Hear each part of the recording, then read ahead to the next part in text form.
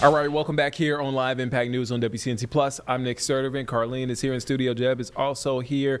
So we had an incredible interview earlier with the historic Biltmore Village Association folks, talking about how Biltmore Village is recovering. Biltmore, which is in Asheville, like a lot of places in Western North Carolina, slammed by Hurricane Helene. About a year ago. This week marks 1 year since Hurricane Helene. And we've heard so many incredible stories. Vanessa Rufus is there in the mountains now. I mean, not just Vanessa, our incredible team. We have members of our incredible team up there. I don't even want to continue to name because I don't want to forget anybody. But we have an incredible team up there all week long, telling those stories. And really showing the resilience of the folks there in Western North Carolina. Special tonight. Thank you for reminding. I talked about it earlier. Yeah, you did. Yeah, thank you for reminding. A special tonight, 9:30 after our Panthers on Plus weekly segment at 9. Stay here on WCNC Plus at 9:30 for the Hurricane Helene 1 year later special. So again, we hear so many unique stories, including folks who made the trip to Western North Carolina to help. I think about the Rowan County Sheriff's Office. That department, like many departments across the state, went up there to help the folks there. And so Vanessa Rufus, who again is in Boone right now, we'll see her at 4 o'clock, starting at 4 o'clock. She spoke with the sheriff there, Rowan County, about their efforts a year ago as he reflects back on that. So let's get now, in case you missed it, to that interview.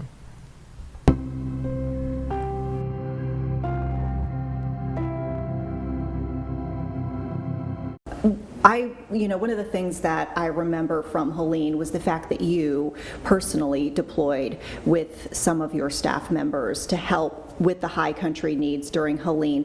What went into that decision to go yourself along with your men and women? Well, it's really a part of a brotherhood that sheriffs have. There's 100 sheriffs in North Carolina, and the Sheriff's Association has what they call a disaster relief program, that when other sheriffs need help, they reach out through the Sheriff's Association and we go.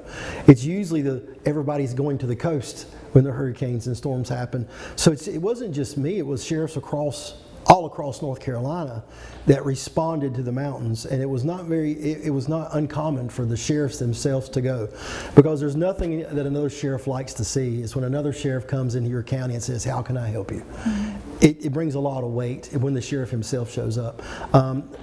I had a very limited role. I mean, I was up there several days.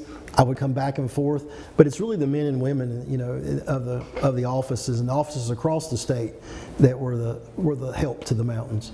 I mean, I'd seen on your Facebook page lots of posts of like the videos and the pictures of the experiences that y'all had when you went up there, and I saw there were swift water rescues that were going on. Can you describe what that deployment was like? What sort of activities that y'all were involved with? We got up there I've been in contact with Mike Hendley. He's the sheriff of Avery County. He's a new sheriff such as I, and we met in the Sheriff's Institute class. I have family from Avery and Mitchell County, so there was a connection in that class between us. I called Mike the Thursday morning before most of the storm was there and asked him, hey, if you need some help, let me know. And he said he would. Friday, I got a call from him, and he said, can you send me some jailers? My jail doesn't have power. We hadn't had power for a day and a half. We don't have, waters. We have no water, no power. And I can't get my detention workers to the sheriff's office because all the roads and things are closed. And my chief, when we talked about it, my chief actually said, why don't we just bring their inmates down here? Because we have empty beds. That way, that sheriff can concentrate all his personnel on just recovery and rescue. So that's what we did. We went up early that Saturday morning, as soon as the storm was over, and then brought back 30 inmates from Avery County. We also left a team of about 12 officers there with our ATVs, that type of thing, that could assist them with answering calls, helping in rescues. We were assigned to a community called Elk Park Everything's kind of in the mountains is broken down by rural fire districts, Elk Park area. So we were assigned there. We worked with the city of Cary. Swiftwater team was the team that assisted us, or they assisted a lot of people. But if you see us crossing the water, that's not us. That's the city of Cary really doing a good job and helping us there. Yeah. I mean, I remember Elk Park, from our coverage from back then, the fact that that was one community where we saw folks were like physically cut off from being able to go to the main roads. And I believe there was also, pretty much all of Avery County, from my understanding, had a connectivity outage, so there was difficulty even making phone calls and such. So what was that like as far as that deployment, the fact that you probably, I mean, I would assume you were dealing with having to go back to the basics when it comes to how you communicate amongst your teams and how the public even tries to reach you. Right, there was very limited communication because we're talking the day after the storms are over. And this just wasn't where we were at, this is mountain wide. Well, there was no cell phone signals, there was no 911 centers, your phone didn't work. So you can imagine Rowan County deputies going to Avery County and having to say, go to this road or go to this address. Well, you can't punch it in your phone to get there. If you don't have a paper map, you have no really clue. So what this does show you is that even though we rely heavily on technology, it really helped me to see this is what I need to prepare for. If something happens in my county, I need to have paper maps, because whoever comes helps me. If I can't communicate and you can't use GPS or directions on your phone, you're not going to get to these places. And we were right. Elk Park had a lot of areas that were cut off that you couldn't get to unless you were with side-by-sides or ATVs. We were very fortunate. Really blessed. God's providence, I think, is that the month before that, we had gotten a grant for 2 four-wheelers and 2 side-by-sides. And we had those brand new. Oh. And if just a month before, and if it wasn't for that grant that our state legislation gave us, we would have, our being able to help would be very limited, because we wouldn't have been able to get into those areas. But for the first 2 or 3 days, that's how that we helped the other agencies, and people from all over the United States were there. So it's hard for one sheriff's office to take any credit for anything. It was just an outpouring of massive people coming to help. But we kind of adopted that sheriff, when you help with the Sheriff's Association, we are deputies of that sheriff. We sign a mutual aid agreement, which means my deputies became Avery County deputies. I, as sheriff, was an Avery County deputy when I was up there, to be able to enforce the law, to do what we have, and we do specifically what the sheriff tells us to do. We're in his jurisdiction. If he tells us to stand and guard a food truck, that's what we're going to do. If he asks us to go do patrol, we're going to do exactly what he tells us to do. We answer only to that sheriff, not to the county government, not to the state or the federal government. We have to answer to that sheriff because we are under his authority. We're his deputies when we're in his county. That's interesting. How many folks did you come with from Rowan County? The first night, over 20, because we had 2 jail vans, escort vehicles, 3 jail vans, escort vehicles for those vans. We went up the mountain, and I never thought we'd get down it. To be honest with you, it was really rough coming down the mountain, no power, trees everywhere. There were crews and I think neighbors, just everybody trying to cut ways through it. And we made it down the mountain, but that was the longest 30 or 40 minutes down that old back road. I didn't know if we'd ever make it. I knew, again, we left 12 other officers up there with our four-wheelers and ATVs and that equipment.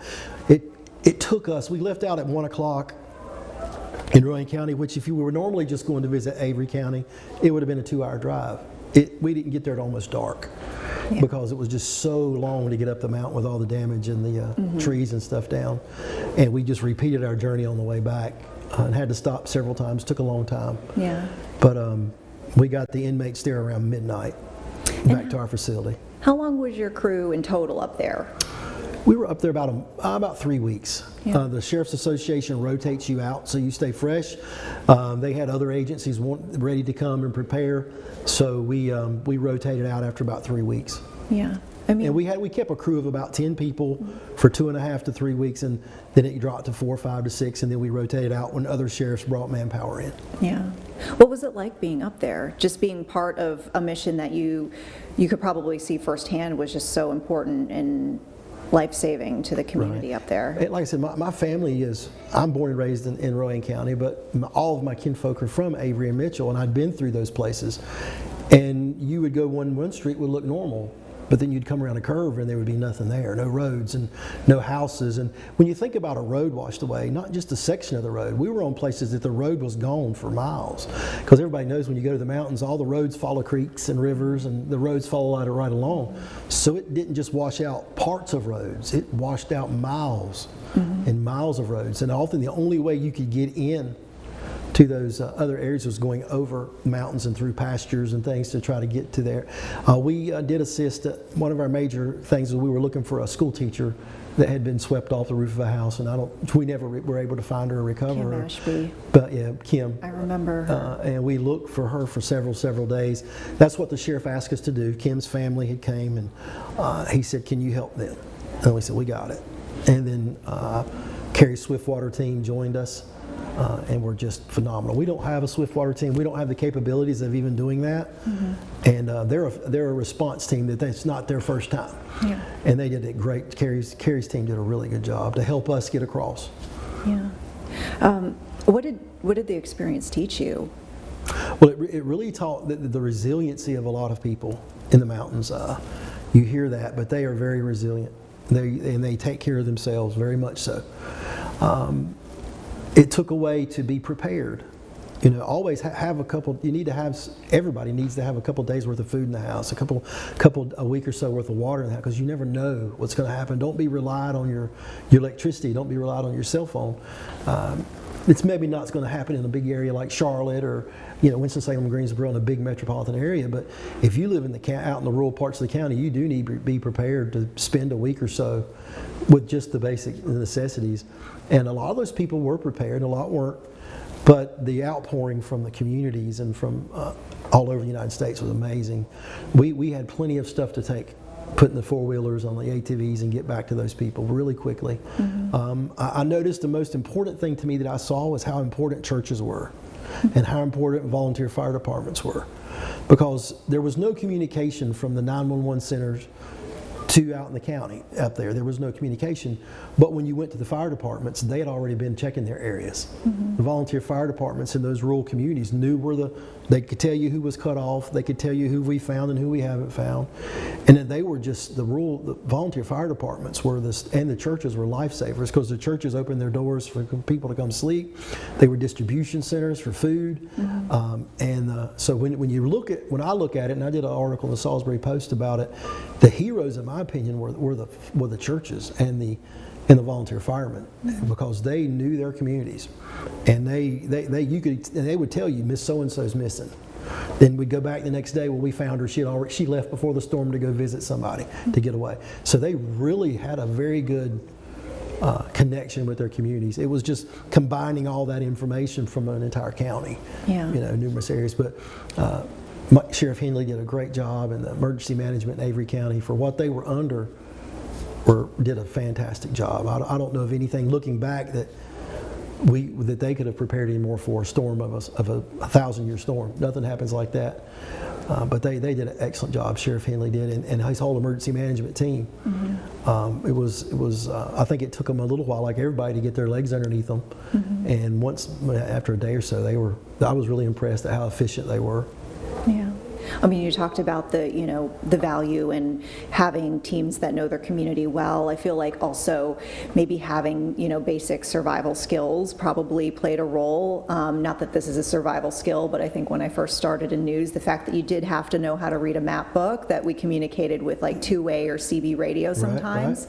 Right. So, I mean, looking forward, as we are getting into a very technological future where there's so much that's reliant on technology, I guess what would you say as far as your takeaways of how you would want to train your men and women going forward, knowing that sometimes that can fail? Right. And what you have to understand is, even if this happens at your home, your men and women are affected by it as well. They have families that could be suffering, and that was the way it was in the mountains. A lot of your emergency services families had lost homes, had lost loved ones, so they're still, the ones that are answering the call are still trying to take care of their own families, but they worked hours upon hours. We saw a weakness in our equipment that we needed to fix, satellite phones. So we didn't have any, so we've acquired those because we know now, listen, you can't always depend on your cell phone. You're gonna have to have other phones. So we've implemented those into our office. Paper maps, simple things that you don't think about. Who has paper maps anymore? But have several hundred paper maps on hand. That way you can distribute to people, so when they do have to go to a road, they can find it without the GPS, without the things that we're so spoiled with. Also, safety precautions and making sure your people, they have first aid kits with them, and maybe upgrading your first aid kit instead of just your basic Band-Aids and Tylenol, upgrading first aid equipment, that each car does have a little bit more than just a small basic set. And a family should do the same thing. You should have a very good first aid system, a kit in your home. And I mean, not just one of them for your car. I mean, you can get one very reasonable online, for $100, and it comes with triage bandages, burn stuff, burn medication, something that is a little bit more advanced to have that there. So those are things that we noticed. It would be, we all came back in the Sheriff's Association at our last retreat in April, did a debrief. So we're all the sheriffs, you have almost 90, 80 sheriffs in a room, and we're debriefing on all this information. What could we have done wrong? What couldn't we have done better? And again, we were just a small part of that. We were just one group of hundreds of groups that helped. But to me, it felt very good to give back and to help, because I know if it had been Rowan County, the mountain counties come down. And that's why a lot of the coastal sheriffs went to the mountains, because the mountains are always the ones going to the coast to help them. This was the opposite, like Brunswick and all those areas where they have quite a bit of hurricanes. When they need help, all of us go toward the coast. It was kind of different for all the coastal counties to go, and they did a great job. Some of because they're used to hurricanes. I mean, they had mobile kitchens, mobile sleeping areas. So it was a county like us that's kind of stuck in the middle. It was a good opportunity for us to evaluate our training, evaluate our equipment, to become more partners with our own emergency services. Like, we noticed that we were in the first 1 or 2 days, we couldn't cross the river safely. It was very dangerous. So we are searching for victims. When you can't get across, you can only do one side of the river, and we noticed that. And then when we got up with Cary, that solved the problem, but with the Cary Swiftwater team. But to work closely with our own rescue squad, to train with them, to learn how to do these things, or to bring them with us next time. If we would have brought our rescue squad with us, the Rowan County Rescue Squad, we would have had the assets that we needed day one. We would have had Swiftwater team from our rescue squad, and it taught us to partner a little better too. You get so focused on going up and helping, you don't really sit back and say, well, what should I have brought with me? Should I have brought the Swiftwater team? Should I have asked the rescue squad? And those are things, when you look back, now that we're starting those relationships. So when we do deploy, we just don't deploy with deputies. We deploy with one of our fire departments, with the rescue squad, with our own EMTs. Because up there, if one of your guys gets in trouble, there's no EMT to call. The volunteer fire departments are busy. So when you go up there, you have to be self-sufficient, not only in food and water, but in emergency services for your own team. So that's something that we learned being our first time, that we'll build these partnerships, and this time we won't just go with the Rowan County Sheriff's Department. We'll go with more of an emergency services totality approach. And I think that's something you just learn by doing. Yeah. Were there any sort of stories or memories that you have that are like, what would you say is the most positive memory that you could take away from your time up there? The people that you meet. They had one lady that they asked us can you talk her into leaving? As an elderly lady, and a resident of the mountains, probably her whole life, her whole generation. They lived back in that little holler, what they call it. And we went and knocked on her door, and she didn't want to leave. And she brought me, she said, she was so sweet, I don't remember her name, but she said, honey, let me show you something. She took me to a pantry that was full of canned goods. She took me up to the back door of the house, and look up under the porch, potatoes, there was more potatoes there than you could imagine. She said, you see that old well? She said, it still has a hand pump on it. I got a wood stove. I can cook. And I'm like, I was like, can we come to dinner? You know, because you're better off than everybody else. You know, we're here to try to rescue you, and you're ready to go. So it was really the resiliency of the people in the mountains. It was really resilient. And the people up there willing to, there was one gentleman who had just become American citizen. I think his name was Fabricio. I don't remember his last name, but he was constantly there to guide teams back in the Elk Park area. And he was he was from somewhere in South America, and he was a new citizen, and he felt so empowered to be able to go do that. And you meet people like that. You meet heroes that these hurricanes and storms, they bring out, you know, not just the police and the law enforcement, they bring out normal everyday citizens that are just amazing at what they do. And those are the stories I remember. It was the people like Fabricio and that lady that she could have cooked us dinner, right? And we were trying to save her from not having things. It was kind of funny, and she laughed at us, and we were like, she's good. She's going to be just fine. Yeah. Oh, so, that's funny. but the stories like that, but there's also a lot of stories of sadness when you get around families that have lost loved ones, and they're searching for that loved one, and there's a little bit of some, you know, solemnness there, because you realize that this is day 3 or 4, and the realization is setting in with them. But it was, to me, it was a great learning experience. And again, I get these interviews are hard to do because we don't see ourselves as a hero, and I don't see ourselves as, you don't want to take credit for something you were just a part of. But when you say that all of North Carolina and the southeastern United States responded, they did. By that next week, churches and food distribution centers were piled with food and water. I mean, there are probably piles of water up there right now. I mean, just vast amounts of things that came in. And it was just, I think that's what America does. Right? You've seen it during 9/11, you see it during these tragedies. America just shows up. And it doesn't matter if you're white or black, it doesn't matter if you're Democrat or Republican, it doesn't matter. People show up and they help each other out. And that's what really was amazing to see, because we live in a polarized society, right? And you don't really see that. All you see is sometimes the clashes, but when you get to something like that and you see all of society not caring about anything except we're just going to help our neighbor, that makes you feel real good to be an American and to be a North Carolinian. Yeah. I know you were talking about some of the sadness and the fact that you were apparently part of that search for Kim Ashby. I remember that her family ended up having to, I guess they had a funeral without her body. Is that one of the tougher stories from your time up there, or is there any particular story that's... That was the most personal connection to a story that we had. There were a lot of stories there, but like I said, when we work with the Sheriff's Association Disaster Relief Group, we do what the sheriff asks us to do. So when he asked us to help that family, that's what we did. He asked us to do other roles. So that was really, as far as personal contacts, that was our objective while we were up there, one of our major objectives. And for several days that our teams looked for her with canines and different, and there's other groups too. It wasn't just us. There were several other organizations there, and that were there way after we left. That didn't happen just after a week. They searched for, all through the mountains, they searched for those victims for weeks and months. So that was really our only personal connection to a lost victim there.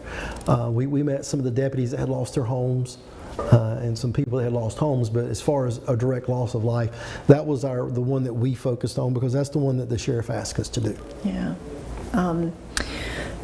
I guess, when you think about the things that your team, witnessed up there, do you feel like that's something that your crews are still dealing with, or that they think about? Or I know it's kind of tough to say, because I think sometimes you don't know how something has affected you until maybe a lot later, but being in law enforcement, you're pretty tough-skinned, and a lot of our individuals that we have in law enforcement, and a lot of the team that were up there, were ex-military as well.